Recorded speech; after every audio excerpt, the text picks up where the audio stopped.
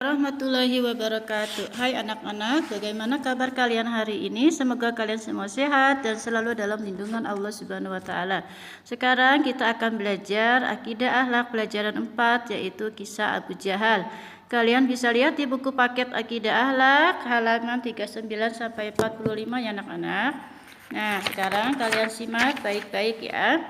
Kisah Abu Jahal. Setelah Rasulullah Shallallahu Alaihi Wasallam melakukan dakwanya secara sembunyi-sembunyi selama 4 tahun, maka tibalah saat melakukan dakwah secara terbuka di hadapan para penduduk Mekah.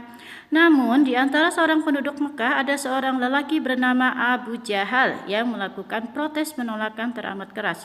Mulut Abu Jahal seperti tak henti-hentinya mengoceh untuk menghasut masyarakat Mekah agar tidak percaya dengan segala ucapan Rasulullah Muhammad Shallallahu Alaihi Wasallam yang dinilai telah merusak kepercayaan dan tatanan masyarakat Mekah. Penolakan Abu Jahal terhadap ajaran yang disampaikan oleh Rasulullah sesungguhnya hanya dilandasi rasa persaingan antar suku. Abu Jahal yang berasal dari suku Bani Mahsum menuduh ajaran yang disampaikan oleh Muhammad Shallallahu Alaihi Wasallam adalah dalih untuk mengangkat Bani Hashim yang merupakan suku asli keluarga besar Rasulullah. Padahal jauh di dalam lubuk hati Abu Jahal ia begitu kagum pada Islam, terutama pada ayat-ayat suci Al-Quran. Sebagai orang yang cerdas, orang yang bernama asli Amr bin Hisham ini paham bahwa Al-Quran bukanlah kalimat biasa yang diungkapkan oleh manusia. Ia seringkali mendengarkan Rasulullah dan kaum muslimin melanturkan ayat-ayat Al-Quran. Tapi ternyata bukan Abu Jahal yang mengagumi Al-Quran. Beberapa tokoh Quraisy lainnya termasuk Abu Sufyan juga menyimpan kekaguman yang sama, hingga seringkali keduanya saling bertemu secara tak sengaja ketika mencuri dengar bacaan Al-Quran. Namun mereka juga tidak saling mengakui dengan apa yang mereka lakukan, hingga mereka berjanji tidak lagi mendengarkan Al-Quran. Tapi tetap saja di lain hari mereka diam-diam kembali melakukan hal yang sama.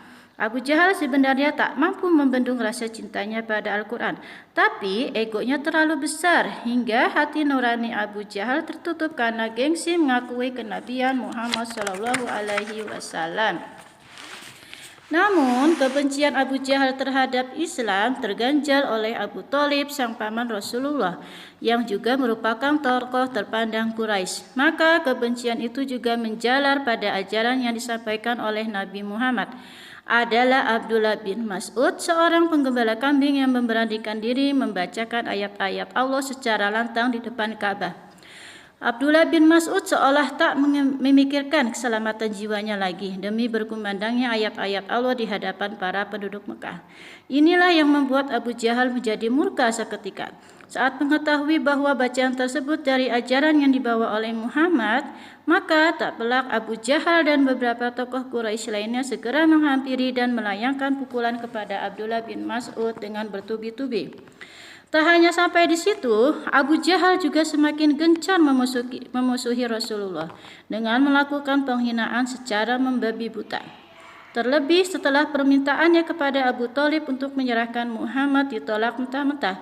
Bahkan tindak tanduk Abu Jahal tak lagi sebatas perkataan hina semata, namun mulai menjurus pada penganiayaan fisik. Seperti di saat Rasulullah dan para pengikutnya sholat di depan Ka'bah, Abu Jahal menuangkan kotoran hewan kepada Rasulullah saat sedang bersujud. Namun sia-sia Abu Jahal melakukan tindakan ini karena Rasulullah dan para pengikutnya tak sedikit pun menunjukkan sikap gentar. Tindakan Abu Jahal justru memancing kemarahan Hamzah bin Abdul Muthalib, salah seorang paman Nabi Muhammad Shallallahu Alaihi Wasallam. Hamzah yang justru belum menyatakan beriman terhadap ajaran Rasulullah, kemudian menghampiri dan menghajar Abu Jahal karena tidak terima keponakannya dilecehkan di depan umum. Abu Jahal tidak dapat berbuat apa-apa. Ia juga tidak membalas tindakan Hamzah terhadap dirinya, namun mengancam akan bertindak lagi kepada Rasulullah jika suatu saat kembali melakukan ibadah di depan Ka'bah. Dan benar saja, di saat Rasulullah dan kaum muslimin kembali melakukan sholat di depan Ka'bah, Abu Jahal tak dapat membendung emosinya. Bak kemasukan setan, Abu Jahal hendak menginjak leher Rasulullah. Namun lagi-lagi tindakan Abu Jahal terhenti. Ia terlihat ketakutan seolah melihat sosok manusia bertubuh besar yang sedang bersama Rasulullah. Sesungguhnya inilah salah satu mukjizat Nabi Muhammad yang tidak disadari Abu Jahal akibat kebodohannya yang mengingkari hati nurani. Setelah berulang kali gagal menghentikan dakwah Rasulullah, Abu Jahal menempuh cara lain. Ia tidak lagi berfokus kepada Nabi Muhammad, melainkan kepada para pengikutnya yang kebanyakan berasal dari golongan strata rendah. Maka Abu Jahal mulai melakukan sweeping, menangkap para pengikut Rasulullah yang tidak memiliki perlindungan. Di antaranya adalah pasangan Yasir dan Sumayyah serta anak mereka Ammar bin Yasir. Keluarga Yasir menjadi sasaran empuk kebiadaban Abu Jahal dengan menerima siksaan teramat kejam. Namun Yasir dan Sumayyah tetap bertahan dengan keimanan sepenuh hati. Mereka akhirnya wafat sebagai syuhada pertama dalam Islam.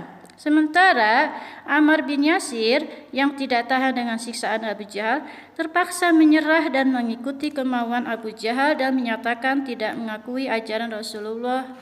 Abu Jahal merasa puas, kegembiraannya meluap setinggi langit. Setelah membuat Ammar bin Yasir tak berdaya, Abu Jahal tidak tahu bahwa ucapan Ammar hanyalah terbatas di lisan. Sementara hatinya tetap berpegang teguh pada keimanan yang telah lekat di relung hatinya.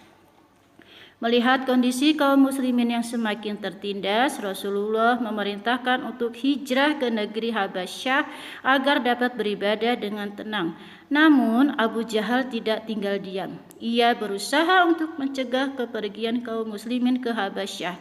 Bahkan Abu Jahal sempat memukuli lagi Ammar bin Yasir yang ingin ikut hijrah ke Habasyah. Maka sekembalinya kaum muslimin dari negeri Habasyah, kondisi kota Mekah dirasakan semakin mencekam. Kaum muslimin yang baru saja tiba lagi-lagi menghadapi penindasan oleh Abu Jahal. Perlu diketahui bahwa sebenarnya dahulu Abu Jahal yang bernama asli Ammar bin Hisham ini pernah mendapatkan panggilan kehormatan yang disebut dengan Abul Hakam.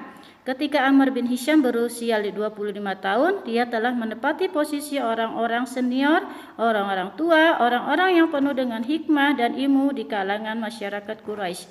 Darun Nadwa, tempat berkumpulnya tokoh-tokoh Quraisy ketika mereka rapat menentukan banyak hal di kehidupan mereka, disebutkan bahwa yang boleh duduk untuk rapat di situ hanya tokoh penting dengan usia minimal 50 tahun.